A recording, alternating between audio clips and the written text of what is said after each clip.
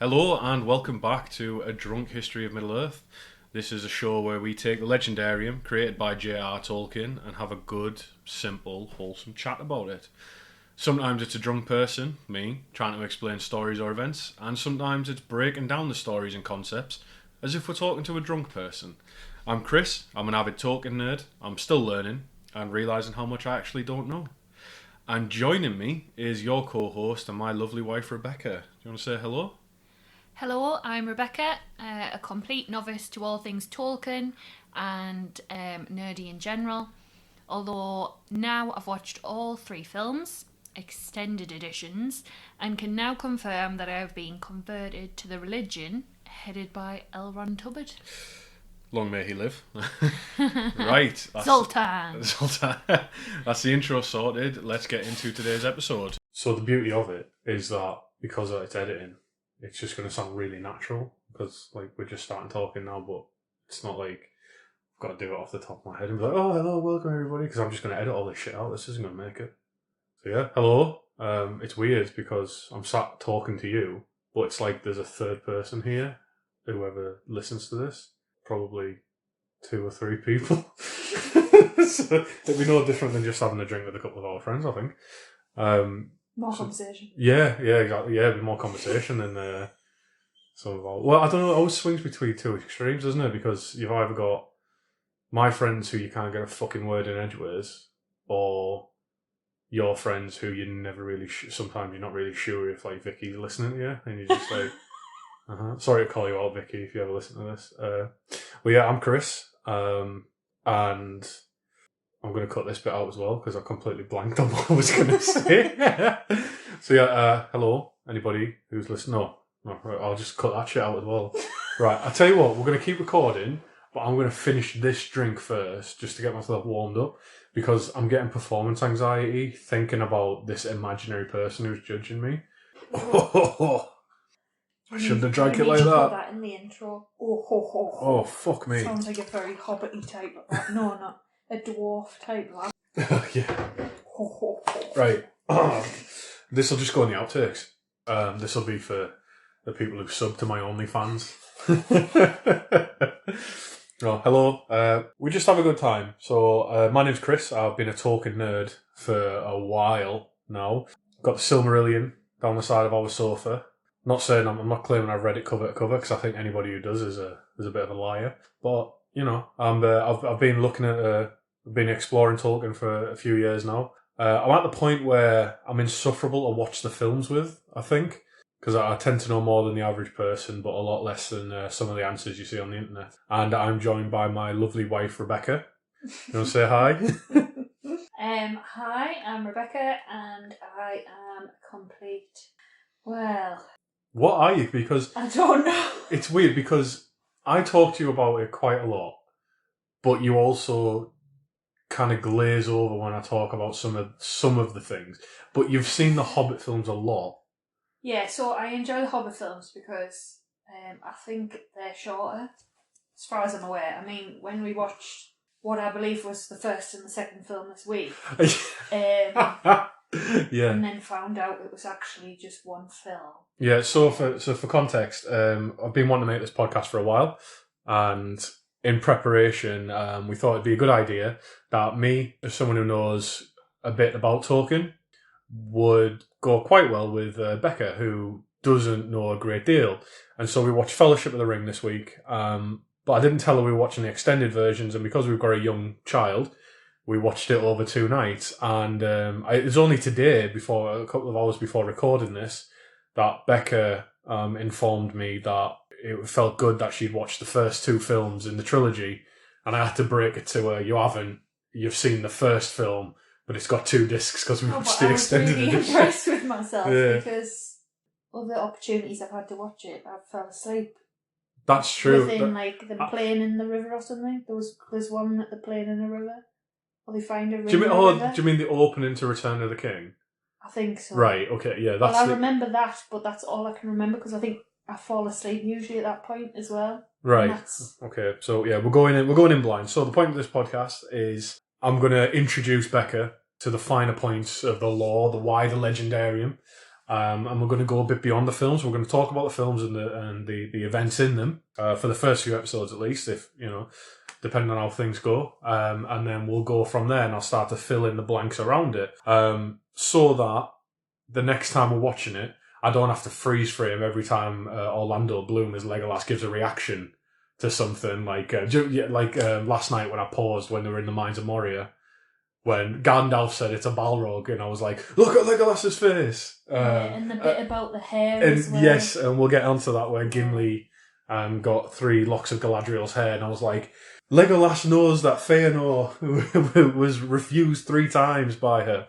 So a quick note on me then is, like I've said, I've alluded to, there's a lot more scholarly people who give a lot more scholarly information on Tolkien.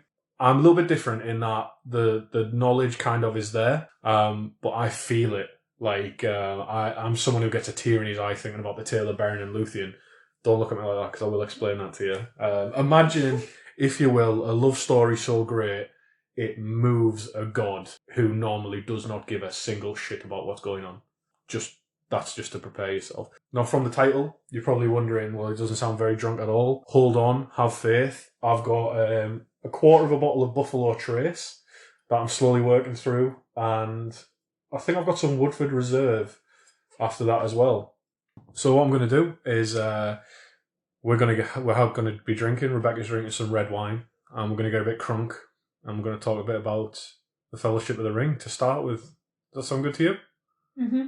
Yeah, good. It's actually not just a red wine. This is a specially selected lively light red wine with intense blue and red berry notes. I thought it was very fitting to the hobbity style sort of foraging sort of ethos. Well, it's a drunk history of Middle Earth. It's not a fucking Somalia's history of Middle Earth. Rude. And anyway, like, I'm sure hobbits would have like mead. Would they have mead? Probably.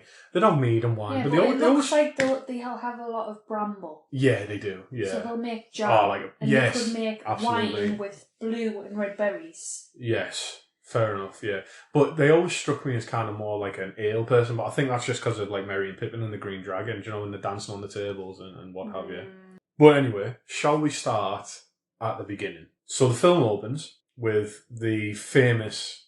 Well, I say famous, I don't know if it's famous, but everybody who's seen a fan of Lord of the Rings is probably mouthing it along with Galadriel's introduction, like the world is changing, you know, blah, blah, blah. And then we get the introduction to the Rings of Power, not the Amazon show. We get the introduction of the Rings of Power, you know, you've got 3 for the elves, wisest, fairest of them all, blah, blah, blah. Then you've got 7 for the Dwarf Lords and 9 for the race of men who... above all else, desire power. I just saw you mentally kind of being like, does that add up right? To what? What's it adding up to? There was 19 rings of power. Yeah, but in your head it looked like you were... Oh, me? You were like, so there was this for the elves and... Well, it's because you want to... sort of background story? Yeah, yeah. All right, so for starters... A lot of the dwarfs' rings got eaten by fucking dragons. The elves held on to them. Gandalf has one of the elven rings. And the obviously the 9. It's the Nazgul. That's who the 9 are. Yeah. Yeah? Those guys that ride the horse. Yeah. The black ones. Yes, those guys that ride the horses are the Nazgul. The Black Riders or the Ring Wraiths, etc., etc. Yeah. So we've got... Oh, yeah. Yeah, so we have that. It's kind of like it's not cold open because it's just explaining basically the history. FYI, that is the second age of Middle Earth. So the films take place in the third age, right? That opening there, the Forging of the Rings, the Great Rings, is in the second age. Before that's the first age, but before that is the kind of like the uncounted years, which is a long time before things start to kick off. So it's like Star Wars where you see like a different part of time, not chronologically. No, the Lord of the Rings films that we're watching are chronological, but Tolkien wrote an entire mythos with an entire timeline. I'm getting confused with The Hobbit. Bilbo. Oh, right. Oh, where you see old Bilbo at the beginning. Is that what you're talking about? No, that's just a filmmaking gimmick. So we start with we start with Galadriel giving that introduction, then talks about the Rings of Power, and then you hear that all of them were deceived. Yeah, and then there's the Dark Lord Sauron forged in secret a master ring. Then you see that the elves, dwarves, and men banded together for the War of the Last Alliance.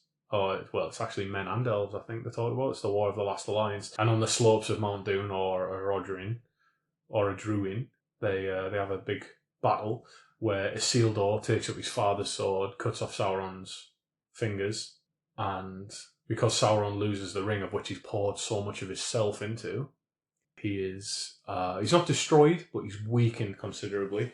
And then you see that the ring corrupts, and Isildur immediately, pretty much, just like no fucking delay.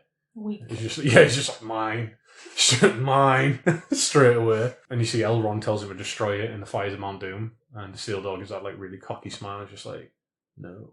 So what were your thoughts on that? Like, I have an opening to a film that's just like, because then it goes on to the Shire, right? It goes on it totally shifts tonally for a bit. Yeah, I was just like wanting to know how this guy managed to make like a higher level ring. I was just curious. I was like, is he some sort of like, in my head, wizards are very, very like very powerful people. Yeah.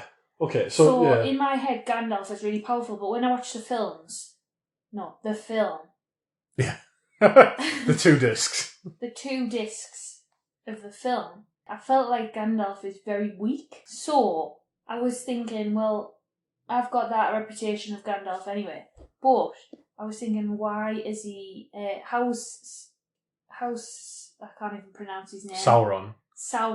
Yeah. How has he made this elite ring? Okay, good question. And is it from an original ring? Right. And he's like smelted it into a new ring. Right. Well. And like encanted it or something. Is that the word? Enchanted. Encanted it is almost when you pour wine from a glass back into the bottle. I mean, that's what. No, that's decanting. Yeah, it's because we've just watched Encanto music videos as well. Geez. But no, so to answer your question, we've got to go back to the first thing you said when you said, "How's this guy?" Sauron is not a guy, and Gandalf, it will may come to surprise you, is not a guy. He's not a man. Sauron and I don't mean, like the transgender. I don't mean that. They're not mortal. So in the Middle Earth, in Arda, which is the world where Middle Earth is, and Middle Earth is continent, there is a cosmology. There is a whole pantheon of how God, well, it's one God, singular, Eru, functions. So you've got, right at the top of the pyramid, you've got Eru Ilúvatar, and that is the one singular God. He's the creator, right? And then under him, you've got the Ainur, which are spirit, but they're made of... Do you want to stop and put it in here? So, slight interruption, we'll just take it from here again, okay? So, Sauron isn't a guy. He's a spirit.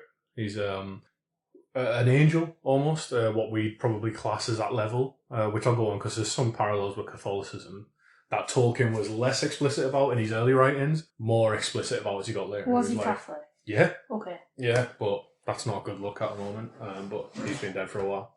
So the cosmology of Arda, the world where Middle-earth is right at the top of the pyramid. You've got Eru Ilúvatar, who is God, singular, the creator. And he created all of creation with music by singing. There are 3 times that he started singing, and all of that encompassed to make creation. Under Eru Ilúvatar, you've got the Valar, and under who are extremely powerful, what we probably consider like archangels, if you think of it in terms of that, like Catholicism. There's not direct parallels you can make, but there's 14 of them, I think, possibly 14 of them, one of whom we'll come to in a little bit.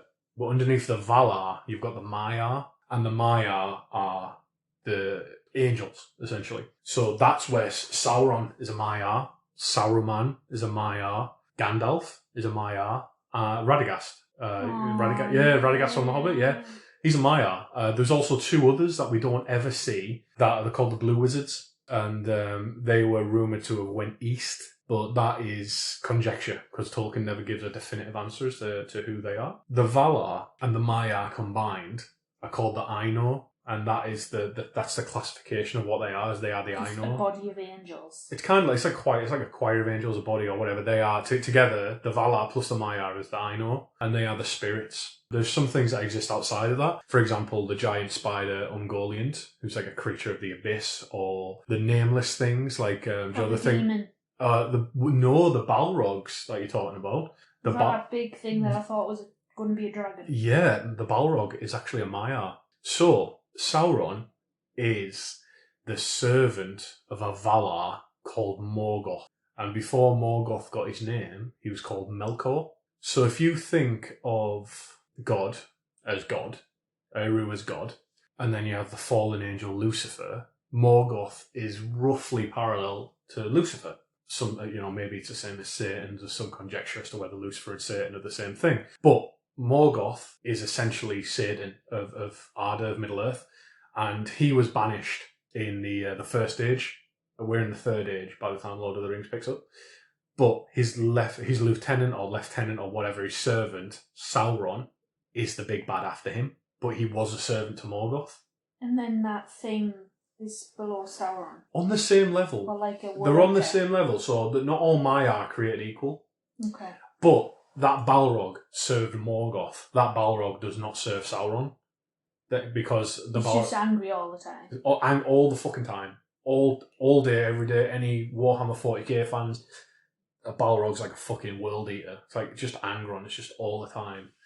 40k is something else. Like literally the angriest person in 40k is called Angron. So that's great naming convention. Mm. Yeah. Anyway. But yeah, so Sauron is a Maiar. He's a spirit, he's an angel. And he came to Middle-earth and he could take on physical form. And he taught the elves how to forge the Rings of Power. And he was called Anatar at that time. He was called Anatar, the Lord of Gifts.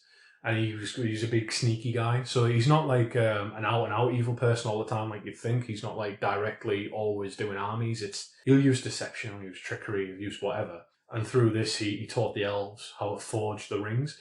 And from that, the great rings were forged. And then Sauron also forged them for the dwarves and the men. But so it's actually Sauron who made all of the rings. He taught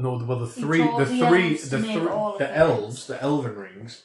They hid from him as soon as they understood. But yes, he taught them how to make it all. And because he taught them how to make all of the rings, that meant that when he made his ring in secret, so Galadriel says that they were all of them deceived, for another ring was made in secret in the fires of Mount Doom. And Sauron poured his will, his malice, and his desire to dominate. And so Sauron made this magic ring, the one ring, that could control all the other rings. That's why you're holding... I'm just holding my wedding ring. Did you forge that yourself? Because I wasn't. Actually, I was there when you ordered that. Yeah, well, I'm using it as a point. Like I'm holding up my wedding ring. Like Sauron forged, and that's how magic works. But you're also talking about malice and anger while holding your wedding ring. That's because I'm drinking whiskey. It's because we're not newlyweds, Becca. Honeymoon stage is gone. Honeymoon's over. When I start talking about will and malice, it's time. But no, So he forged the rings, but he forged the one ring in order to control the rest of them. So the 9 rings for the men were given to 9 kings of men. So the heads of the races of men, the heads of the kingdoms, right? It's a bit of conjecture because it's never explicitly stated who the 9 are, but at least one of them is a king. So it would stand to reason. However, it's a little bit more concrete because the 7 rings given to the dwarf lords, there are 7 houses of dwarves. There are 7 ruling dynasties. Did you hear the name Durin while we were watching the film? Durin is the first of the families of dwarves. So there were 7 families. So Sauron gave them to the dwarves. He said, here, they'll make you richer, they'll make you more powerful, blah, blah, blah. And then behind his hand, he was like, oh no, so they'll make you a slave to my will, kind of thing. And then, same thing again, 3 were given to the elves. So you had Galadriel, Elrond, and Círdan the Shipwright, who were 3 extremely powerful and influential elves. Did he build ships? Círdan, Yes, and that could be a whole episode by itself because that is heartbreaking. Because the shipbuilders were the victims of the first elf on elf kind of like war, which you wouldn't expect, right? You'd think elves wouldn't do something like that. Spoiler alert: there's an elf called Fëanor. He was an absolute bastard. See, yeah, I'm just trying to take in all these names, if I'm honest. Don't worry about it. I still So for struggle. anyone listening who struggles with the names in Lord of the Rings, I'm assuming it's one of those things that you pick up if you watch it like 50 times over, but I have no clue. Yeah, just wait till we get to if we ever talk about actual elves, you've got Fingolfin, Finrod, Fëanor. Like Finarfin. Where did this guy get the time to remember and write all these names down? Like the amount of research, like he was clearly highly intelligent and had such a brain. So I once read that Tolkien was a linguist first and foremost, and he built Middle Earth so his languages could have somewhere to play.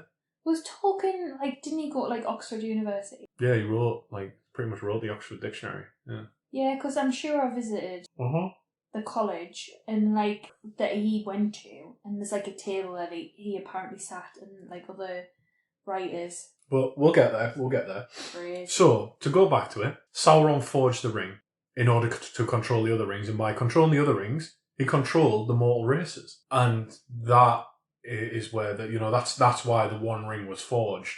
And because he poured so much of this otherworldly power into it, because again, not all Maiar are created equal. And pretty much everybody who comes into contact with it would be corrupted, and how quickly it is, dependent on different things. You saw the Isildur pretty much fucking straight away. It's just mine. He straight away tried to claim the ring for himself, but then Frodo took ages. So, right, I'm having a connection moment in my brain. So, when that blonde woman, elf, Galadriel, says she's a ring carrier, yes. Is that one of the rings? That's one of the rings of power. Yeah, it's one of the great rings. Yeah. Okay. I'll have to look up the exact name of the ring. But those ones are fine. You can wear them; they don't affect you. Kind of.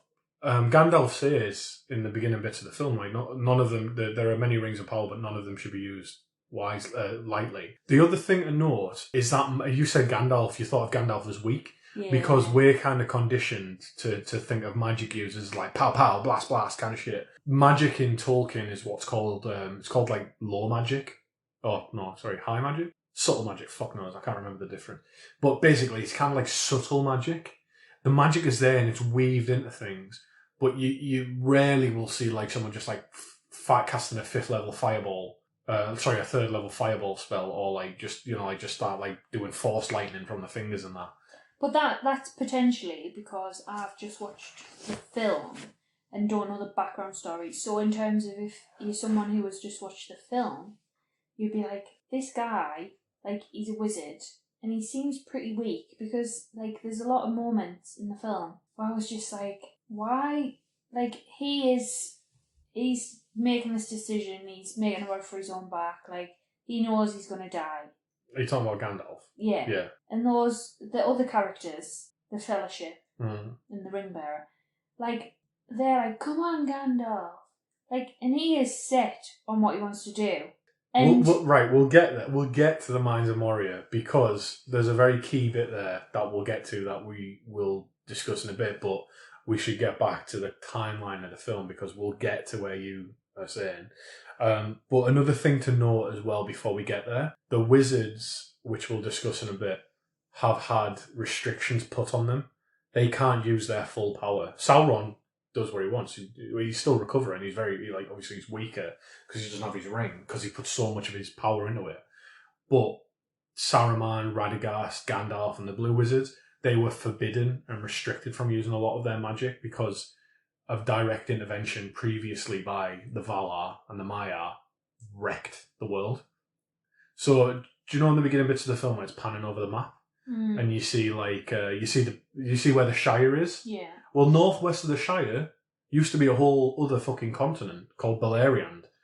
And the last time the Valar got directly involved in Middle-earth, a whole continent disappeared. So they're very wary about people using power unrestricted. Are you happy? Are you confident with the rings that were made and why Sauron made the ring above them? And are you confident? Do you understand now what Sauron is in broad terms? That he's not a guy. Yeah. He's not a mortal. He is a Maiar. He's a giant floating eye.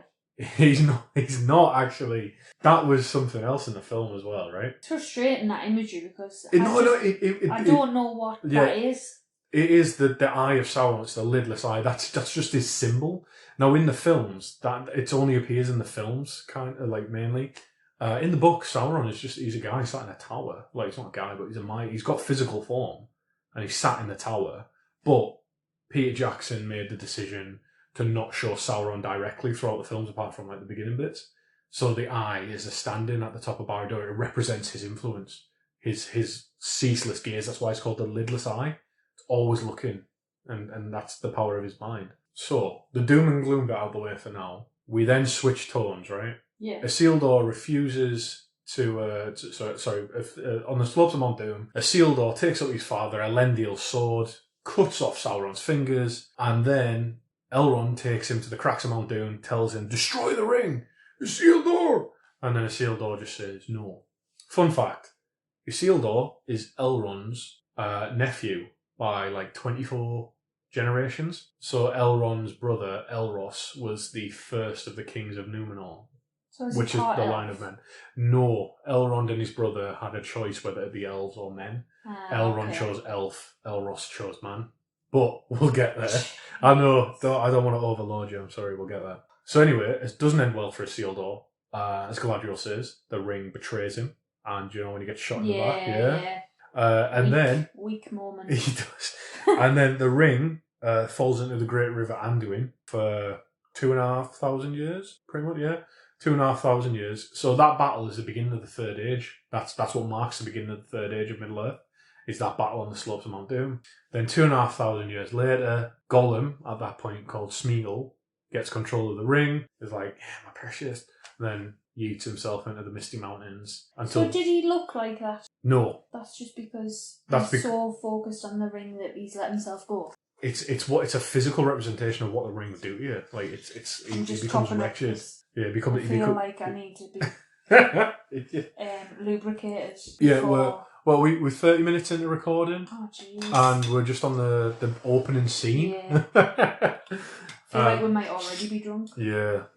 Well, that's why I chose whiskey. I thought whiskey's a very Lord of the Rings. To talk about Lord of the Rings as a whiskey drink, to be in Lord of the Rings, I'd be having like beer or something.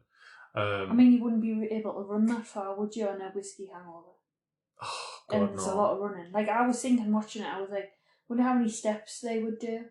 Well, we know because I'm doing that Conqueror challenge, aren't I? We're not sponsored, by the way. But I'm doing that Lord of the Rings Conqueror challenge. So, like, this month I've went 132 kilometres as of today. And I've only just come out of the Old Forest. That's not even in the films, by the way, the Old Forest. That's this whole other thing with Tom Bombadil and what have you. So I'm not even to the ferry where they go across, you know, when they're going towards Bree.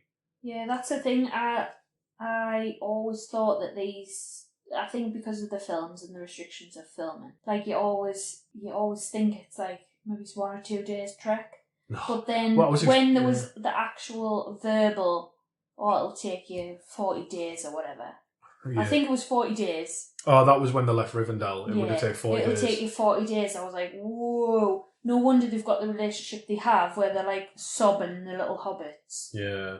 Sobbing. Because at first I was like, why would you have that much relationship with people like that you've only spent a couple of days with? But if you could imagine like 40 days of intense training of these people, like you'd probably build a bond like in hardship because Well, that's 40 days from Rivendell, right? You're knackered, you're hungry. Yeah, that's 40 days from Rivendell. The hobbits plus Aragorn were travelling together a long time before that, if you remember. So, but we'll get to that. So the next scene after Gollum didn't always look like that. To answer your question, he was very similar to a hobbit. Now there's a few offshoots of hobbits. There's like the Stewards, the Half-Foots, and the something else. It's basically like forest hobbits, mountain hobbits, and like dwellers by the river hobbits.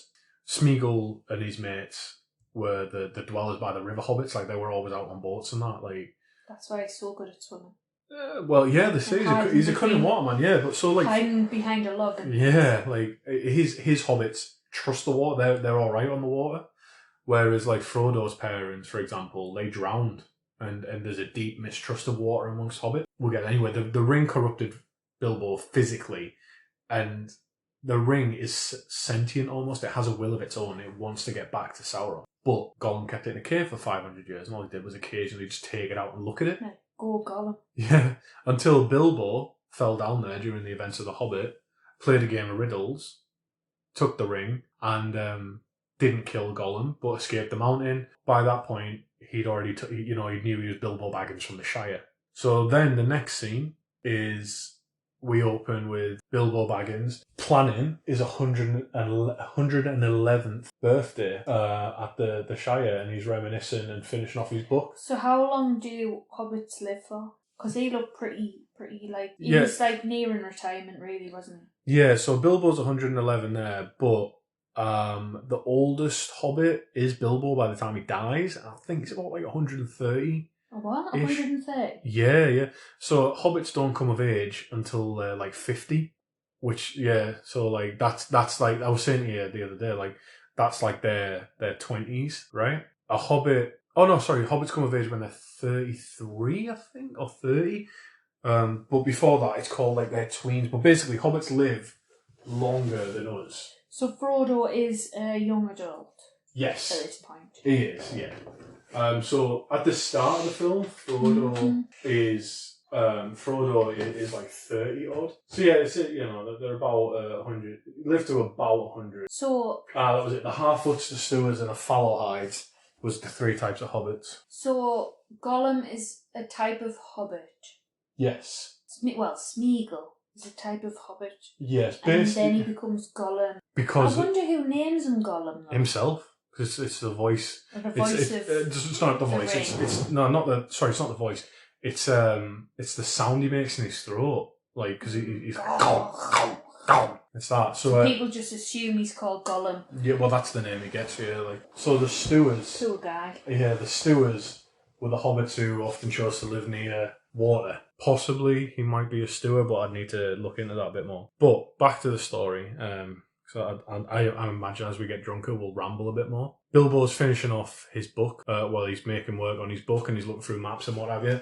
And then the door goes and he's shouting for Frodo. And now Bilbo at that time is played by... I used an actor's name the other day and I realised I'd said something horrible. So I'm just relying on you telling me the truth and being factual here, but you could be talking absolute utter rubbish. Yeah, probably could. Yeah, probably.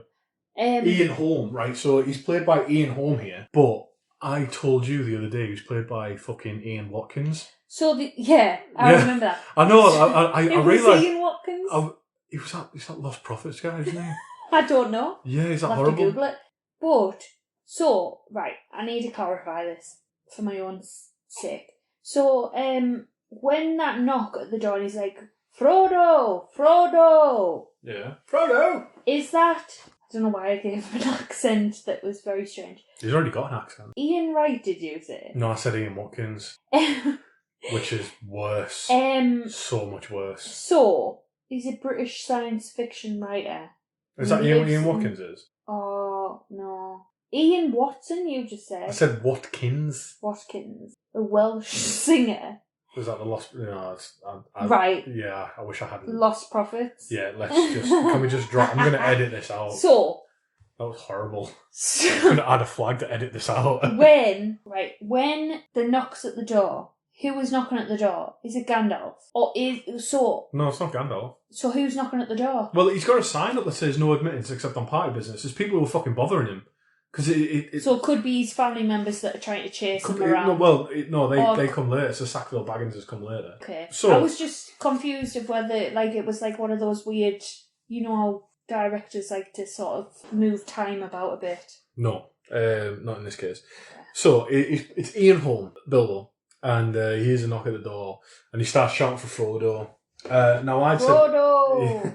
Now I said to you. And I still think this could be a possibility given the world we live in. That, like, at one point they might just pull a re-release and do a George Lucas and just replace Ian Holm with, like, fucking Martin Freeman. And just be like, Frodo. And nobody can hear him because he's not loud enough, but who knows. So then we switch to the woodland where Frodo is just chilling, reading a book, and he hears Gandalf singing The Road Goes Ever On and On, like quite a famous song from like the books. And it was in The Hobbit as well, I think. Talking, like the road goes ever on and on. Yeah. Which is amazing. Then Frodo obviously jumps up, greets Gandalf. You get the iconic line, "You're late. A wizard is never late, Frodo Baggins. Nor is he early. He arrives precisely when he means to." Which, obviously, is just, wizards always seem a bit dickish, don't they? Like, Gandalf, like, absolutely amazing guy for what he does for the world, but just seems like a bit of a crotchety old bastard sometimes, doesn't he? Yeah, as a person, like, if you were friends with him, he would be really frustrating. He'd never be at special occasions on time, and he'd be like, "Well, I'm a wizard, I can do what I want." Yeah, pretty much, yeah. Because, it must... then seeing it from his point of view as well, like... He's an important person. Kind of. Oh, no. Well, no, it's more like, all right, yeah, so Frodo's like, "You're late," and then in Gandalf's head, he's just like, "I've just come directly from Lothlorien, where I've spent a month with Galadriel, who is older than most of the trees in Middle-earth, talking about things you couldn't possibly comprehend. Yeah. And then this jumped-up little prick is telling me I'm late." So then he's just like... No, but it's that concept of, like, how, like, so he has a worth of his time, Gandalf. Like, so you get paid more than me. So you have more of a concept of how much your time is worth. And you also have the background. So if I said to you, "You're late to our anniversary meal," you would be like, I wouldn't have the concept that you might have been stuck in a really important meeting that meant that, like, the company could lose, like, billions of pounds.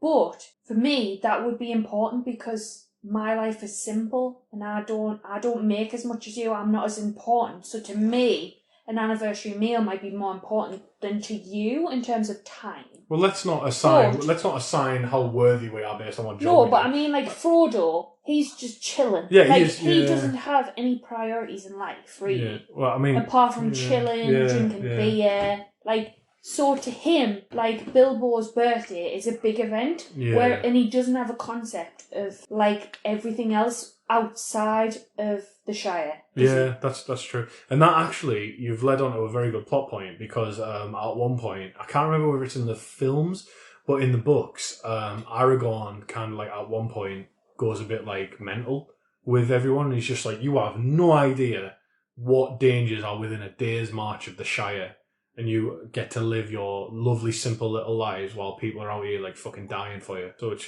pretty cool. But anybody who knows me, listening to this would know with absolute certainty I would never be stuck in a meeting. Because if I get to the point where that meeting's over, I'll just fucking leave. Yeah, like, but just you're straight different. up. Like, not a good example with me. Like, there's never been a meeting where I've been like, "Oh, I can't, I'm sorry." It's just 29 minutes past the hour, I'm like, "You need to be fucking wrapping up right now." You've got 60 seconds to make your conclusion. No, I take your point about Gandalf has different priorities, and then to Frodo, this is the big event. Like, I'm not trying to start a domestic. Yeah, I know, right? Like, you start bringing fucking, like, it's our first episode, you're bringing in, like, a fucking wage gap and all sorts. Like, Lord of the Rings. Yeah, Jesus. No, but it totally shows how things do a full circle, and issues when Tolkien was writing are still issues today in terms of just, like, how humans work, the logistics. There's, like, Frodo there chilling, having a great time reading his book in a forest. There's Gandalf who has what he believes are priorities and things that are super important. But Frodo will have his own important things, like, I've got to, I've got to do this by this time or whatever. It's kind of, it's the same, it's full cycle. Like, you can totally use the example, even though it was written a long time ago compared to, like, present, there's still the same sort of, like, humans still go through the same concept. We have different priorities. Do you know what the fucked up thing is as well? Frodo and Bilbo share a birthday, but nobody ever really talks about that. It's a shared birthday, and everyone's like, "Oh, Bilbo's 111," but nobody ever talks about Frodo's. Whatever. Shared birthday in terms of day. Yeah, it's the same day, yeah. They have a shared birthday, yeah. It was obviously like his 17th birthday or something. No, I'm pretty sure it was just... Hobbits come of age when they're 33. Yeah, but... So I think how it was... old was Frodo? I think that was his coming of age, yeah. It was 33. Oh, well, that's just shit. Yeah, 111 and 33. That's it, right. So the trick... Was 111 like... Wait, no. So, hang on, let me explain. The trick to remembering this is in the books, Bilbo's turning 111 and Frodo is turning 33, which is coming of age for hobbits. And the way to remember it is that their age combined makes one gross.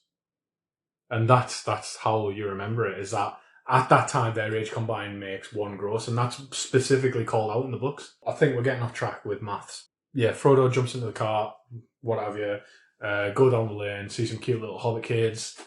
They want to see Gandalf's fireworks, because to them, Gandalf is officially a disturber of the peace, right? One of the last times he was around, he sent Bilbo off on an adventure for the Hobbit. And then before that, he used to visit the old Tuck. So he was around when Bilbo was a kid, right? So at this point, Gandalf is like a few thousand years old, right? I think he arrived around 1100 of the Third Age. And we're in the year 3000. Don't start talking about dates, please. So the Lord of the Rings takes place around the 3000 of the Third Age, right? Right, I don't need to know the times and the dates and the numbers. So 3,000 years after the War of Last Alliance, right? I'm trying to make this make sense in my world though, so that just does not make any sense. Gandalf's been around for a fuck long time. Yeah, but I'm thinking BC. No. In AD, so I kind of think of... TA. Third Age. TA. Right. So Gandalf's been around a long time, so he's been visiting the hobbits for a while. But, strangely enough, Middle-earth's big enough that not many people know about the Shire, even though it is significant. Well, to us, it's a significant size. So, yeah, we've got Gandalf with the fireworks and what have you. I'm just going to top up my wine. So Gandalf gets to Bilbo's hobbit hole at Bag End, and they go inside and they start talking, and Gandalf's asking Bilbo if he still plans to go ahead with what he planned. So at this point, what were your impressions of the film? What were you? So you'd had the cold open. Well, you'd had the open of the history. You'd had a little bit of the Shire with a bit of music concerning hobbits and all that, and a description of what hobbits were like as people. So what were your thoughts so far? Just that I would quite like to be a hobbit. Same. And have the simple life. Mm.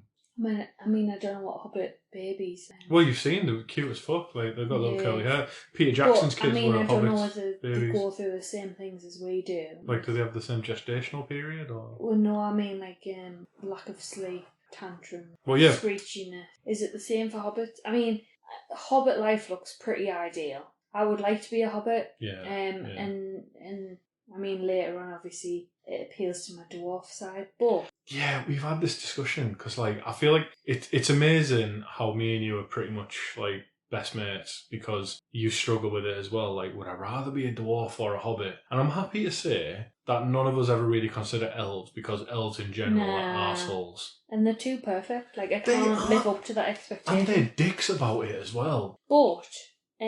Fuck elves, Elise. You heard me. Fuck elves.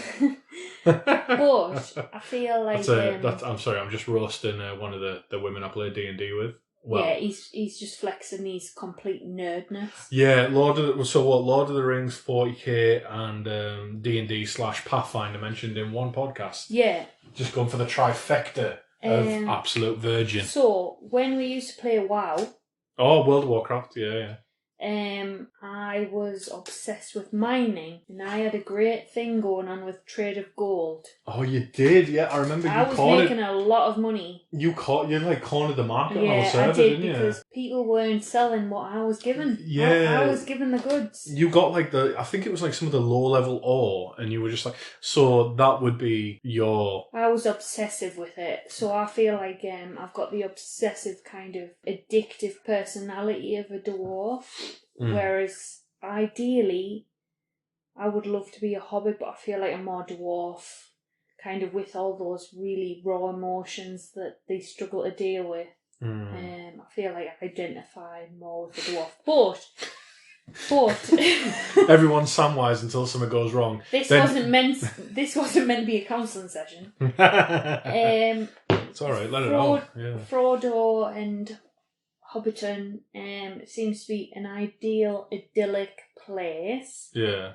And that resonates as well at the end of part 1. Of the Fellowship, yeah. Yeah, where, like, I can understand Frodo looking back, when he looks into the mirror. Lothlorien, yeah. Yeah, and he sees the destruction that's going on in Hobbiton. That's some of the left out of the films. That's a scouring of the Shire.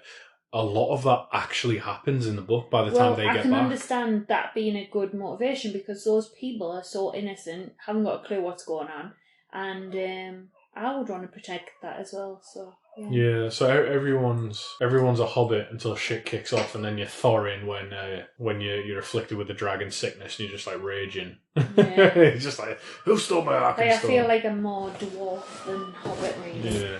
So, hobbit or dwarf? You've said that your instability emotionally, you'd rather be a dwarf. But the idyllic lifestyle of a hobbit, like, which I can totally understand. I feel like, in my head, I'd like to be a hobbit.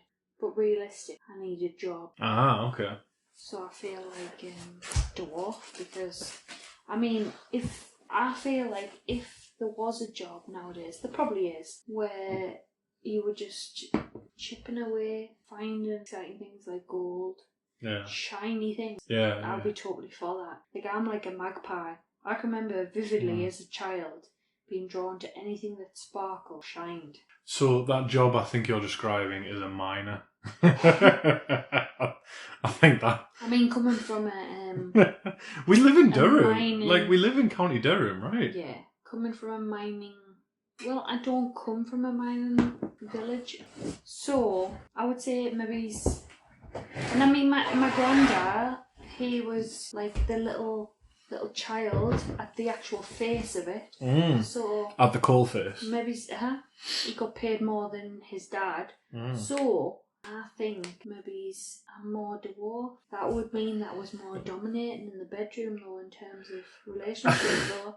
Well, I've heard dwarf women are quite a thing. Dwarf women are indistinguishable from the men in terms of body hair and beards and what have you. That sounds perfect though. Like, I mean, how I shaved last week, but I mean, if I didn't have to shave, I wouldn't. So. All right, Gimli. I mean, he hasn't. He's like in the second part. True. He's like, don't toss me. Yeah. Dwarves don't get tossed. Like, yeah, you're missing out, mate. Dirty. Moving on. What were your thoughts about Bilbo's birthday party? To be fair, not a lot of like lore heavy stuff there. Yeah, it was pretty tame. It was so like, but then Bilbo says like, he has that great quote about like, oh god, I'm actually pretty drunk now. So it's not. It's like I know half. No, I can't do it. What's the quote? Can you look it up? I can't look it up. Jamie, pull that up. It was like less. Oh, do you know what? Actually, I sent it to someone from work recently. I think in terms of a northeast person of the UK, it's pretty tame. Right, he says like, I like half of you as well as I should like you, and I like less than half of you as well as they deserve. So it's like stuff like that. But then he basically just like the whole point is Bilbo puts the ring on, he disappears. To the chagrin and the surprise of the hobbits. Poor fucking Frodo is left to pick up the pieces and explain to everybody what's going on. Whereas Bilbo just yeets himself back to his house where Gandalf's waiting for him. It's like, I suppose you think that was terribly clever. Bilbo goes, like Gandalf has that whole thing about like rings. There are many rings of power, none of it magic. There are many great rings in this world, none of them should be used lightly, etc., etc. He goes, Bilbo, this is important for you to note, by the way, for your history of Middle-earth. Bilbo is the first person here to willingly give up the ring. And that is a momentous occasion. That is absolutely huge in terms of how powerful the ring is. So even though he tries to leave with it and Gandalf reminds him, hey, it's still in your pocket, and he does that thing where... He had the intention, though. He did. Everybody has the intention, though. it's like an addict. You have the intention, but the being able to follow through in it. So that's when you see, when he tilts his palm and it falls. And did you notice the ring doesn't bounce when it hits the floor? It's just like a dead weight. Bilbo is the first person to ever willingly give up the ring. And then, even then... But is it willingly? Because if Gandalf hadn't been there... Well, yeah. I mean, Gandalf could have been with the other people, and they might have given it up. But you're suggesting that... Well, it's not a suggestion. Because Gandalf was there. It's more of an actual thing that happened, but like, Gandalf doesn't compel him magically or anything like that. It's just using, like, come on, I'm your friend, please. And he willingly gives up the ring, and he's the first person to ever do that. And so with that, Bilbo leaves for a long time. Frodo comes back. Gandalf says... it's yours. Well, yeah, basically, he's left your bag end and everything in it. And then he says, keep it secret, keep it safe. And then, I explained to you, in the film, it looks like a couple of scenes. Like, Gandalf goes on a journey, blah, blah, blah. Then, he, like, whatever. It's actually 17 years in the books. Frodo's coming on, like... he's getting older. Still early 20s for a hobbit or whatever. But Gandalf goes away. He goes to Gondor. He goes to Minas Tirith, and he discovers the writings of Isildur. And because Gandalf has started to suspect that ring is the ring, and Gandalf. Oh, so he doesn't know that before. He doesn't know. No. It's seeing the hold that it has on Bilbo. And seeing what it's doing to him, and seeing like some of the properties of it. He has these suspicions, and that's where he needs to go and check. And he does. And he goes to the archives of Minas Tirith, which the Rings of Power. I think the Rings of Power make like a joke about it almost, because they say like, oh, we've got a library system, it's really effective. But Minas Tirith, like, Gandalf's digging through all the stuff until he finds the writings of Isildur. Where Isildur describes the ring and says it is precious to me, which hits him with a key, because Gollum describes it as precious, Bilbo's described it as is precious, and it's that link of like everybody's obsessed, like the people who come into contact with it are obsessed with this ring, and that Isildur mentions that it's got writing on it that's like fire but it fades. So Gandalf is 99% sure that what the Shire, Frodo and the Shire holds is the one ring of Sauron. It's not just any magic ring, it's the ring. Right.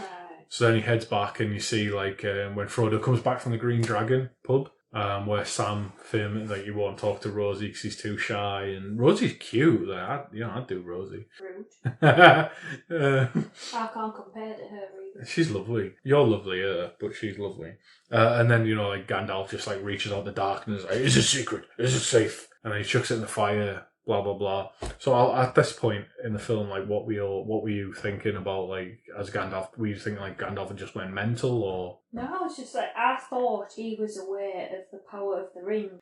I thought he was aware of what the ring was. But I was just like, you're a bit of a Fruit Loop, in terms of like. Well, he the thing is, but now knowing that, but that's maybe the failing of the film, that for someone who hasn't read the books. So you know how Harry Potter, you can watch Harry Potter and not have read the books, and you can understand it. I feel like maybe a lot of the rings, you need that background knowledge of it. Yeah, because I'm now looking at it from your point of view. Which is good for people who read the books and who are proper fans, and it stays true to the fans. Oh yeah, but there's in terms loads of of like for a us. wider audience, at least they haven't catered to the wider audience to make money, because... And it still did, you like... would need, in terms of really understanding it, you would need the background knowledge to understand what Gandalf's doing, because as far as I'm aware, Gandalf's pretty weak, and I'm just like, what the hell is Gandalf doing? Like, he's so airy-fairy and old-manish. Do you know what? I'm really curious. Not the ageist. If anybody listens to this, I am very curious as to their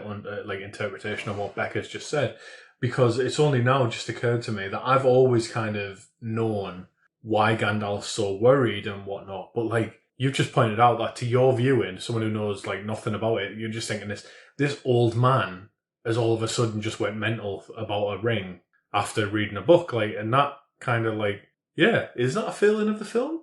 Yeah, I was just like, I'm confused why he isn't telling Frodo about the ring, because from the film, you feel like Gandalf should know what the ring actually is to start with.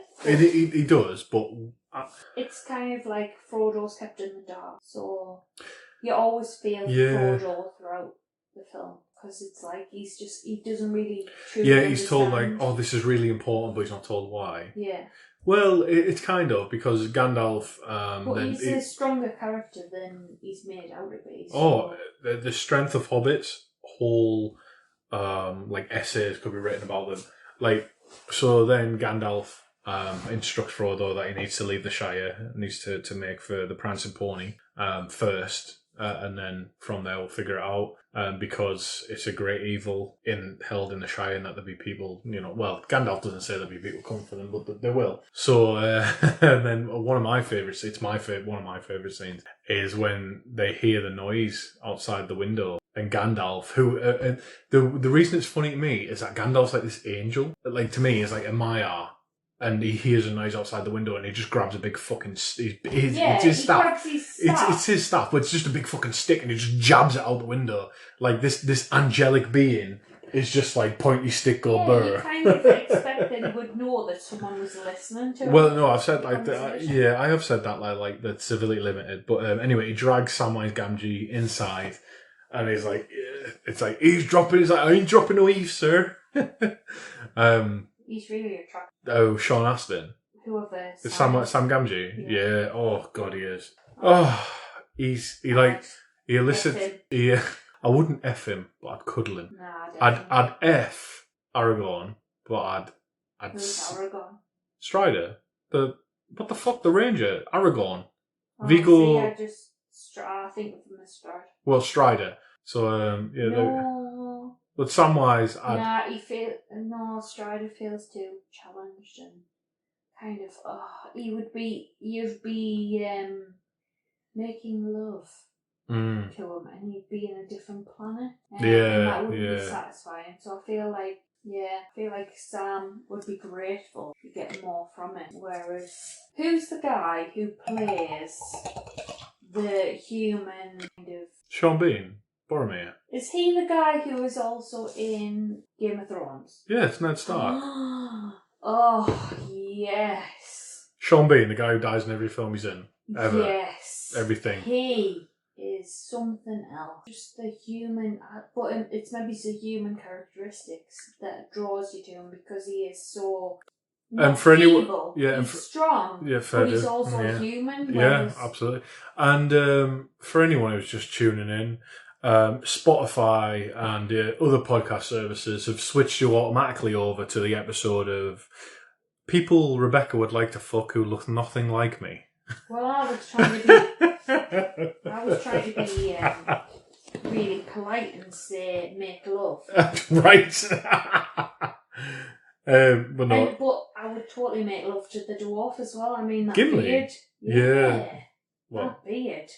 Whoa. But I mean, he'd be half the height of me, but I feel like even in Lord of the Rings terms, I would be really tall. I'd be like a Avatar size. Yeah, how tall are you? Like 5'10"? I don't know. I think you're like 5'10". I've got long legs, so I feel like I would be elf size. You're like 5'10", right? Aragorn is the blood of Númenor. Let's just pretend that I am very leggy. Yeah, you are very leggy. I'm leggy. No, you are very leggy, but like Aragorn is like 7 foot tallish because he's the blood of Númenor.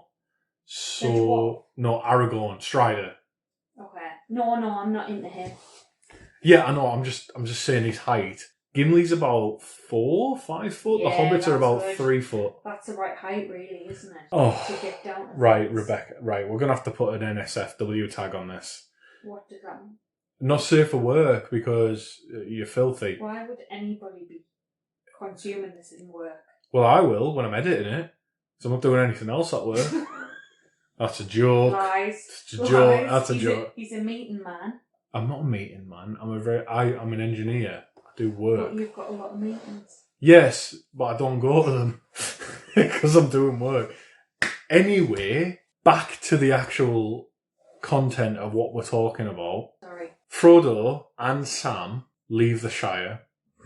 Well, no, they don't. They set off on their journey and there's a point where Sam says, "This is it, Mr. Frodo. One more step, and this is the first I've ever been away from home ever." And allegedly, in earlier drafts of the film, you could see a car in the background of this scene. Now, I look for it every time, and I can't see it. But I've got it on DVD on extended edition. I've got it on Blu-ray on the extended edition, and I've got it on 4K on the extended edition, and I'm not sure where you could see it. So what he's saying is, someone please identify where the car is. Yes, please. For anybody who comments ever, and I don't know how you would because I don't know where I'm going to put this, please comment and tell me where it is. Well, no, the thing is, so I thought what I'd do is we'll put this episode out, right? And we'll have people just correct us on everything. Yeah, because like I said at the beginning, I'm not talking about I'm not going to go for this for like the scholarly sourced everything. I'm doing it with feeling so that people can still get a kick out of saying, well, actually. So fair dues. But anyway, Sam and Frodo, Sam's the main hero, as I've mentioned. Sam and Frodo meet up with Merry and Pippin as they're escaping Farmer Maggot. Now, two of my big beefs with the Fellowship film is that they leave out Farmer Maggot as a character who's absolutely amazing in the book. And they leave out the whole... And I understand why they did it. I don't disagree, but I understand, but it still rankles. Is that they miss out Farmer Maggot and they miss out Tom Bombadil. Now, Farmer Maggot is the one... All you see of him in the film is like a waving scythe above the crops, where he's like... Rah, rah, rah, rah, rah, and they're running away from him because they've nicked his carrots and mushrooms and what have you. Like John, Merry and Pippin, when they've got their arms just full of stuff. In the book, he's absolutely amazing. He's the one who takes them to the ferry, and he gives them a whole meal, and it's he's nicer than... He's amazing in the book. Farmer Maggot is that epitome of do you know that I'm from Somerset and I drive the tractor. Yeah, exactly. And I might seem like I'm going to shoot you, but I'm actually a really decent feller. That kind of... And I'm always imagining Filch from Harry Potter, and I don't know why, because he's a bastard. But that actor who plays other guys like that. But I watched that, what was it called? Before Christmas, it's Christmas themed. Oh, My Christmas or Yours? Yeah. Yeah, My Place or Yours. My Place or Yours. He was nice. He was the dad. He was the granddad in that. No, yeah, but he was still a nasty person. He wasn't. Anyway, let's keep on track. So, they're being chased. So, they're meeting up with Merry and Pippin. But then they become aware they're being chased by the Black Riders, the Nazgul, who have been released from Minas Ithil, which is a city that was previously of Gondor that fell to the enemy, to the forces of Sauron, and became a centre of corruption. So when they got released from that big city and you saw them thundering across the bridge, what were your thoughts there? Which bridge? So you saw when the Black Riders came forth and there was all that green light and they came thundering across the bridge. I can't remember. Oh, brilliant. Okay. I can't remember the bridge. Anyway, from Minas Ithil, the Black Riders came forth and they ended up in the Shire. And shortly after they meet up with Merry and Pippin, that Frodo... Yeah, they come trotting through. Yeah, Frodo senses the Black Rider and he says, hide. And they go underneath the tree branch. And they're almost discovered before someone throws a bag. And I can't remember who it is. And again... Dick. Yeah, Dick the Hobbit throws the bag. The fifth Hobbit, Dick. Whoever that other Hobbit is, what's he called? So which one? Sam, Frodo, Merry, Pippin. Which one? What? I think it's Pippin. The one who does all the stupid whack Peregrine stuff. Duck. Yeah. The one Gandalf fucking hates. Honestly, what is his point apart from making their life difficult? He finds his courage and he actually plays a very big part before the end. I don't agree. You haven't seen the end, so you can't agree or disagree. Agree. You can't agree or disagree. I feel like he has been more problem than he has been worth, really. Yeah. So after they threw the bag to distract the Ringwraith, which went off to the side, they made for the Bruckleberry's ferry. Now, what were your thoughts on... actually, before tonight, you didn't have really much information on who the Black Riders were. So, when we were watching it, what were you thinking when the riders, rocked up to the Shire and were chasing them? Very sexy. You couldn't see their faces. Very sexy. All right, very sexy riders. Mysterious. Dark. My opinion was kind of I understand that they're trying to instill fear. And actually, to be honest, they instilled fear, but they didn't damage or destroy the area or the people that they were interacting with. So, yeah, reasonable. Until we get to... So, they're fleeing from the Black Riders because Frodo's just got like a bad feeling about it. Until there's this all-out chase to the ferry, right? Yeah. Do you remember that? Yeah. And The then horse going... Yeah, exactly, because they can't cross... can't cross running water, which is interesting because I'd be interested to look up because it's something that's quite common across fiction. So, do you remember in Harry Potter that Voldemort can't apparate across like large bodies of water and like so? I didn't, but Right. you're a nerd. Yeah, I am. So you would know that, and I don't. In Harry Potter, you can't apparate across large bodies of water. And in a series of books, which I'm looking on my bookshelf now and I can't see any copies. There's a series of books called like Dagger Spell, blah blah spell, blah blah blah blah. And there's a character in that called Nevin. And in this whole series, it involves people like astral projecting to like the ether. And they can't cross large bodies of water either because it will destroy them. Like running water produces a current in the ether. So it seems like it's this like thing running through fiction. I wonder where that comes from, that like evil and supernatural things can't cross large bodies of water. Don't they say that ghosts and like the supernatural are like at their peak through water? You know, like how they do dowsing rods. Right. And they say that, like, on those Ghost Adventures programs or whatever, that, like, water is a conduit. I've never heard that. Yeah. Yeah, is that really? So it's weird because we've got like the Ghost Adventures bros saying one thing and then fiction saying another, which is interesting because like, what is it about running water and the supernatural? Whether you're into it or out of it, like. It's interesting. So Tolkien was referring to it. I wonder if it was earlier than that.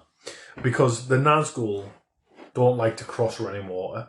And that's how the four hobbits are able to get away from this. So they get the Brockleberry Ferry and Frodo asks, like, where's the nearest crossing? It's the Brandywine Bridge, which is 20 miles away, which allows them to get to Bree, which I am 40-something% away from in my Conqueror challenge where I'm walking every day. I'm not yet at Bree. And once they get to Bree, they're in the Prancing Pony where they're meant to meet Gandalf, who hasn't been seen in close to 6 months. And then we see in another scene that Gandalf went to see Saruman the Wise, or Saruman the White, the leader of his order, the Astari, which is the 5 wizards. Gandalf looks a bit sus, like for lack of a better word. So what were your whole thoughts about like the Gandalf and Saruman meeting? Because I know you were saying things while we were watching the film. So, my thoughts were, are they at equal footing? They are not. And the whole spinning thing, why was Gandalf spinning around? Equally, why does Saruman love spiky walls? It's kind of it's a design thing that I'm really interested in.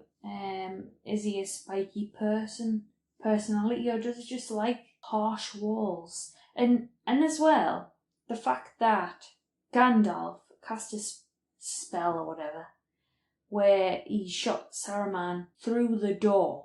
Why couldn't he just do that to start with when he could get through the doors? Well, then he could just escape. Saruman is the leader of his order. So at this point... So is Saruman the higher than Gandalf in terms of power? Kind of. But it's more like, it's like the chain of command kind of thing.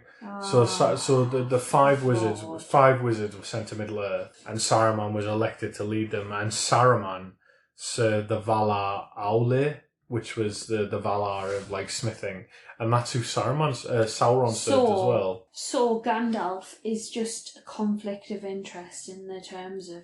Well, it's kind of like I'm not really believing... Gandalf is like, I don't really... Like, I'm meant to follow you, but I don't really... I'm not feeling the vibes here, so... Yeah, pretty much the vibes are off. And he discovers that Saruman has been using a Palantir. I just don't understand why Saruman, unless Gandalf has more powers than most, I don't understand why he then throws them into the ceiling. So Saruman has been corrupted by the Palantir and his own ambition. So Palantir is a seeing stone, and there were 7 of these seeing stones created, right? A few of them were lost. A couple of them still remain in action, which we'll get to later.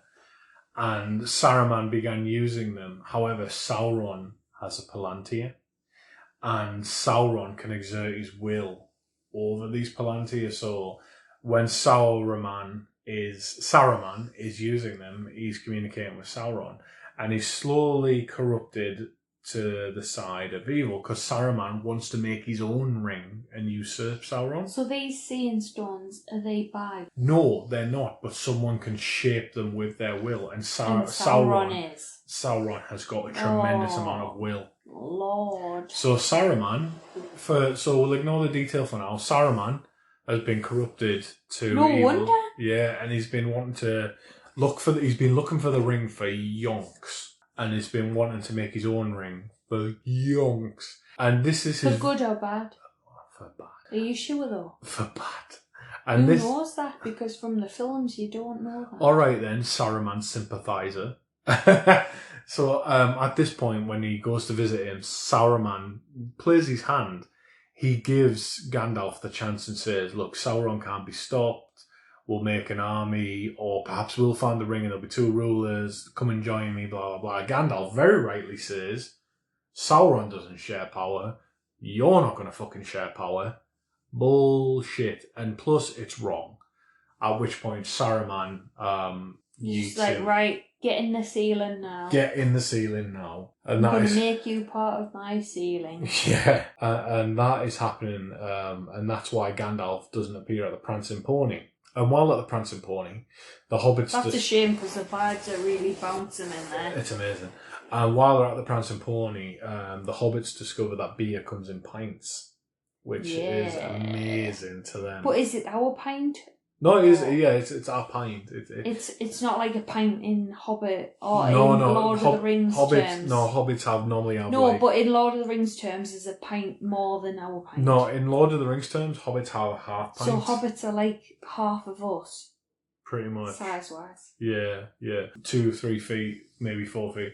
But if you were to play in any of my D&D games, my halflings eat as much as a regular person. Yeah, I was going to say as well, there's a part where they eat 4 of the elven bread. Lembas, yeah. So is that not the same with beer? Because usually if you can eat more food, you can deal with more alcohol. Yeah, but it's fiction, so True. Shut up. And he's away. Yeah, well they have with Gandalf held captive by Saruman. We return back to the Prancing Pony, where one of the hobbits, Maiar Pippin. The thing is, right, as much as I've studied Tolkien for ages and ages and ages, I always get the hobbits mixed up. Merry and Pippin are the 2 hobbits I get mixed up all the time. Pippin's obviously the div. Well, yeah, Pippin's the div, yeah. Actually, that's a very good way. With a name like Pippin. It's a very good way to think about it. So in this case, Pippin's at the bar and he's saying, "Oh, Frodo Baggins," even though Frodo's been told to travel with the name Mr. Underhill. Lord. He grasses up Frodo and Frodo panics. And in his haste, I would slap him. In his haste, Frodo trips over and puts the ring on his finger. In which case, he draws the attention of Sauron, who can feel that his ring has been abused, and draws his eye upon him. Don't say it. Don't say it like that. So Frodo's in a pub and his ring is being abused. And Frodo uses it to disappear from view. But when he reappears, he's grabbed by a stranger who hauls him into a dark room and does things to him. But luckily, that stranger turns out to be Strider. And as one of my other favourite scenes, the hobbits bust in and be like, "Leave me alone or I'll have you, Longshanks." It's Samwise, Merry and Pippin coming to the rescue of Frodo, who it turns out that Aragorn, or Strider at this point, is simply wanting to protect them. No. Which he's definitely, Strider is definitely the friend type of person. Like, oh, no one likes me because because I'm the friend. So, he is definitely that. So, interestingly enough, right, so do you know I talk to you every time I've had a D&D set, well, I say D&D, we're playing Pathfinder, but we colloquially it's D&D. We'll talk about, like, our session and what have you, yeah? The Ranger class and most fantasy tropes came from Lord of the Rings. So you've got the Ranger class, plus, like, in my personal opinion, the cliche of things like I'm misunderstood from, like, Aragorn at this moment. It's kind of like I'm misunderstood, but I'm really a good guy kind of thing. Whoever fancies this character, I don't understand. What, because Dark Handsome Stranger? Yeah, he's the friend, isn't he? He's, with the... Like, it's hard to explain. It is hard to explain, but Is I just it? don't... Yeah. Like, he's really hench and he, I mean, he's like... He survives. He's 7 foot tall and wiry in he the survives, books, so. but... love is a weakness, isn't it? So is he a bit too mysterious for you? No, he's just too weak. He's too weak? Yeah, love is He's a the weakness. fucking king of Gondor? No, love is a weakness. What on earth are you on about? Sean Bean. Sean Bean is strong. Oh, this is a gift. This is a gift. He is just something else. So, for listeners, you've heard it here first. My wife, who's only seen Fellowship of the Ring, plus the Hobbit films, but mainly Fellowship of the Ring, is choosing the position of the steward of Gondor as opposed to the king of Gondor. Yeah, I don't care. He is full... Fair dues. He is full emotion. Fucking human... He embraces his emotion. I love it. Fucking human on human. None of this human on elf stuff. Nah, I'm not into the elven. Anyway, I'm more into the dwarf. Anyway, my weirdly intentioned wife, Strider, informs the hobbits that they're in very much danger. And then we see a very well done scene where the Nazgul break into Bree. And then you see Tom, the barman of the Prancing Pony. Do you remember? Yeah, do you remember you seen him absolutely shitting himself behind his bar with his nightcap on? Do you remember seeing that? And then you see, as you've just mimed, the stabbing of the pillowcases while they're watching from afar. And that is very much an indication that they need to leave. Yeah, I was quite shocked that they were still in some capacity. Aye. I was like, why wouldn't you have already left? But, I mean... And when they were like... Yeah, the Nazgul cry. Very much so. And the next... I was like, surely they would go through every single, like, place in the vicinity. If I was someone searching for someone, I would be like, they wouldn't be that far away. Because they've literally just used the ring. They wouldn't be that far away, so I would scour every single house. But that might be just a film thing. Well, the capacity of the film. That's the thing though, because like the ring wraiths, they are tuned in to when someone uses the ring. And you're right, like it does key them in pretty much straight away to like, oh, it's coming from this direction. So Frodo used it and they were like...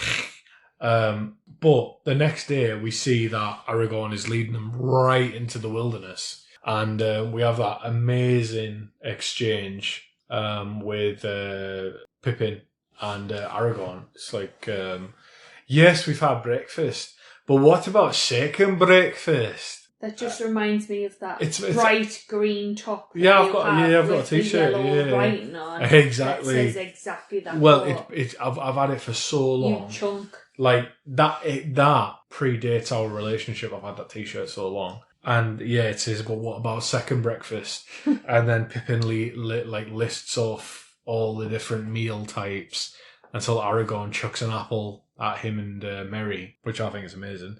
And then you see the journey through marshland, through forests, stinging insects, and it's just horrible. All in all, they're glad that they met Strider. However, one night they stop at Weathertop. Now, I need to look this up, but for the spirit of the podcast, I'm drunk, so I'm just going to off the cuff it. I'm pretty sure Weathertop is one of the last elven watchtowers east of the sea. So they're travelling east, and Weathertop is one of the last watchtowers where the elves built watchtowers, basically. and now it's all ruined. So the thing I've not mentioned before now, which I probably should, is that at the time of Lord of the Rings, Middle-earth is a world in decline. The elves are leaving. The kingdom of men is... Why are they leaving? Because it's fucked. Where are they going? They're going west to Valinor, which I'll explain to you in another episode if we get... But Valinor is their heaven. It's where elves can live forever. And that's west. That's west across the sea.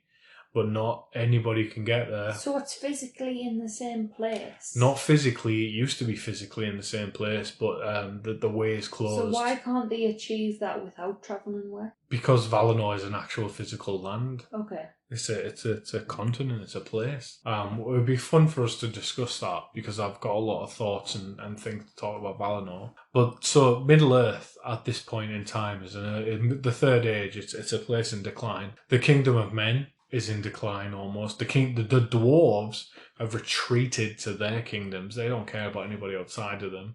The hobbits nobody knows nor cares about, and the elves are leaving.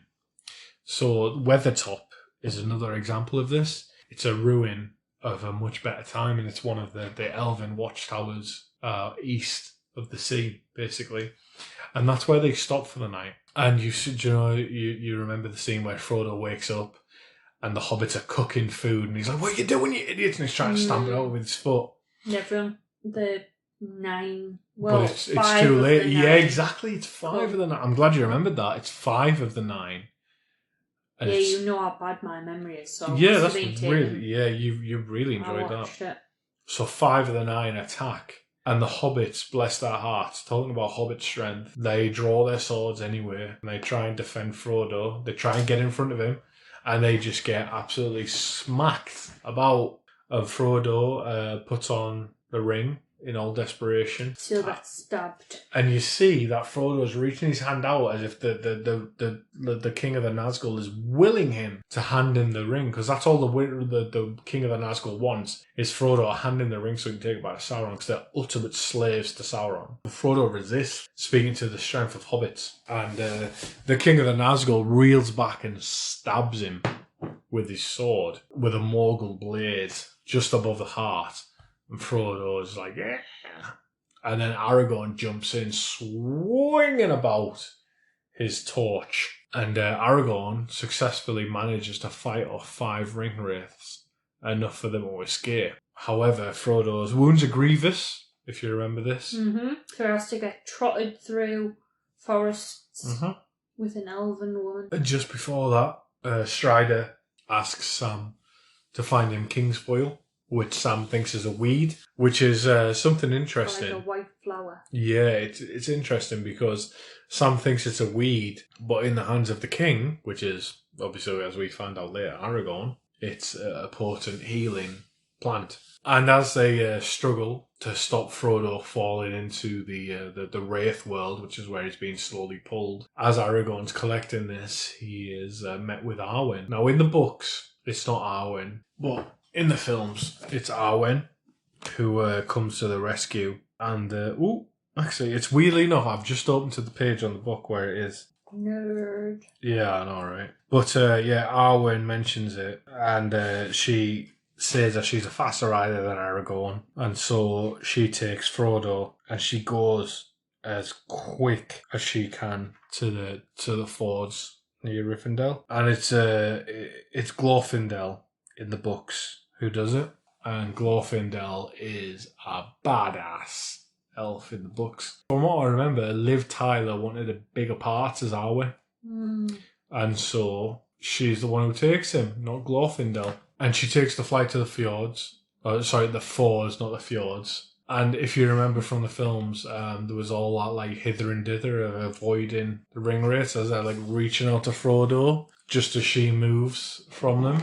And before anybody knows, they eventually get across the fords. A body of water. A body of running water. And Arwen begins chanting. And she begins doing the spell. And as she dares the Nazgul to come across, she says, if you want him, come and claim him. they start to cross the river, and as they do, the water rises up and sweeps them all away. And that is the last time that the Nazgul... that is the time where the Nazgul are restricted from taking mortal form. They're bereft of all their robes and horses. The horses came from Rohan, which are the best horse breeders in Middle-earth, and it completely breaks them.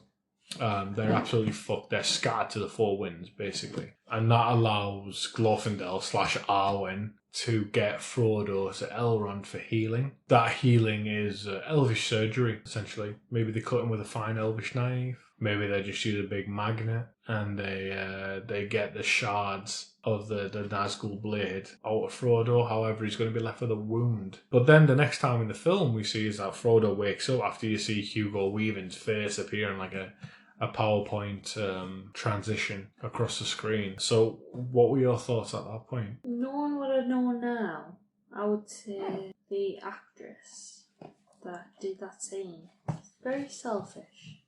Yeah? Like, why couldn't you just stay true to the book in terms of who actually transported Frodo? Like, for your own gain, who knows? However, the body of water thing, like, water is a strong, powerful force of its own. Water's almost like a character of its own, so I understand the power of water. I'm also curious of how he is healed, because he's healed by the elves. But how do they know how to heal him from some sort of spiritual being of these? It just raises more questions than answers, really. For me. Well, yeah, I suppose.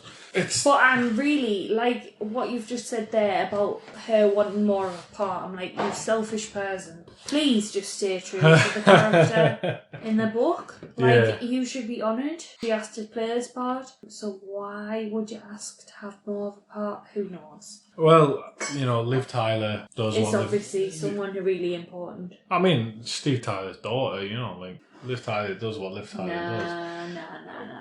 But yeah, the healing art of the elves is kind of up in the air because, like, how powerful is it? Regardless of that, Frodo wakes up and Gandalf is there at his bedside, and Gandalf recounts the tale of how he was rescued, which involves Gandalf being fucked up on a roof and catching a moth, and that moth tells an eagle, and the eagle, it might not be Gwahir, which is the great eagle, but it's a great eagle. What's a great eagle mean? A great eagle, which is one of the big, massive eagles. And well, I tell you what, that moth really needs to be paid for its job that it's done in this film. Absolutely. That moth, is it understood English? Well, Gandalf might be speaking any language. Well, any language, but I doubt Gandalf speaks. Right, I hope that moth has the best life. Gandalf escapes on a great eagle, which may or may not be Gwahir. I don't think it is Gwahir. I think it's just someone Gwahir sent, because Gwahir is a bit of an arsehole, as we'll come to discuss, Becca, when we do the other film. But Gandalf catches Frodo up on everything he's missed. And then he's joined by Elrond, who explains that he saved him. And then we have some lovely scenes in Rivendell, or Imladris, to give the other name, where Frodo meets up with Bilbo, and Bilbo does that scary face when he discovers that Frodo is carrying the ring. Frodo receives Sting, which is the iconic weapon that glows in the presence of orcs, and he receives a coat of mithril rings, which is worth more than the Shire, but was also made for an elf. Now, the thing that bothers me is that elves grow slowly, right? And the mithril core is valued more than the Shire. So for me, the only satisfactory explanation is that coat of mithril was made for a Prince of Gondolin before it fell, which is a city that fell in the first age of Middle-earth, and it was a city of elves. And if that is the case, how on earth did it survive down the ages to then be gifted by Thorin to Bilbo to Frodo? Which just baffles. Like, if it was made for an elven prince, it was made during a very small period of time, because elves then grow up to then be preserved. Like, it's crazy. But anyway, sorry, Becca. Then, after Frodo wakes up, we skip forward and we have the council where Boromir appears, the representative of Gondor. We have Legolas of the Woodland Realm. We have Gimli, son of Glóin of the dwarfs, although I think his dad's actually there as well. Glóin is there. We have Gandalf, we have Elrond, we have Aragorn. Everyone's there. It's a secret council as to what to do with this ring. What were your thoughts when you saw all of these people gathered together? It was clear that Frodo would be the one. Really. Aye? Yeah. I feel like that was an irrelevant part of the whole scene, of the whole film. Yeah, what we say is like, I will take it. Yeah, it was clear that was who was going to take it, so let's just avoid all this. Like, you saw everyone's motivations of who would take the ring, and their motivations and how they would destroy themselves through it, but nah, I don't think that was relevant. It wasn't necessary. So you had like Gimli. Let's take it in order. So you had like you had Boromir saying, "Stop cracking." Oh yes, I had like Boromir saying like, "Why would we not use it?" And then you had Gimli saying, "What we waiting for?" Cracking it. Yeah. Then he destroyed his axe. Aye. And then you had Legolas, who was kind of strangely hesitant. It's interesting with Legolas because across a lot of the series, he doesn't do much except give a context. Pause. Yeah, exactly. Like, it's kind of like he gives a pause to the proceedings. Kind of like I think that's elves, though, isn't it? They always oppose everything. Like the really annoying person at work that brings up all the problems that you could face with things. They're more interested in the process and the solution.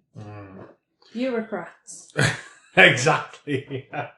These bloody elves. These bureaucrats. Whereas, like, dwarves are just full emotion, booling. The toddlers love it. Bureaucrats. They care nothing about the outcome, but 100% about the process. Yeah. Elves. And through all this arguing... Mike. Yeah. Through all this arguing... Make it work. Shut up. Through all this arguing, Frodo agrees to take the ring. He says that he'll be the one to bear it. Gandalf, you can see, is very upset about that. But ultimately, oaths and whatnot in Middle-earth are quite sacred. But that is accepted. Now, that becomes the end of part 1 of The Fellowship of the Ring Extended Edition Disc 1. Now, Becca, would you like if we continued with part 2 in the next episode? Yeah, that's fine with me, because to be honest, I'm pretty sozzled. I'm pretty sozzled as well. I don't feel like... I mean, I can remember the second part, but might talk complete utter rubbish. I've been absolutely sozzled with the first part as well. So... we will say we've covered the first part of the Lord of the Rings Extended Edition, Disc 1, Fellowship of the Ring. We've discussed... what haven't we discussed? Discussed some of the background, the cosmology, some of the overall backgrounds of some of the characters.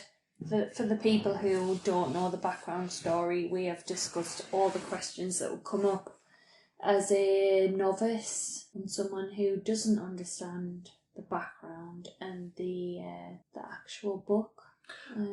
Yeah, if you don't know the films and the books and you've just stumbled on this because you're absolutely wankered, hopefully we've provided a little bit of insight. We will continue with part 2 of the Fellowship of the Ring. We'll provide at least a closure to that. Who knows? So, a big thank you from me, Chris. And Rebecca. And we hope that whatever your interest in the Lord of the Rings or the Tolkien Legendarium in general, that we've added a little bit to it. Good luck with your research.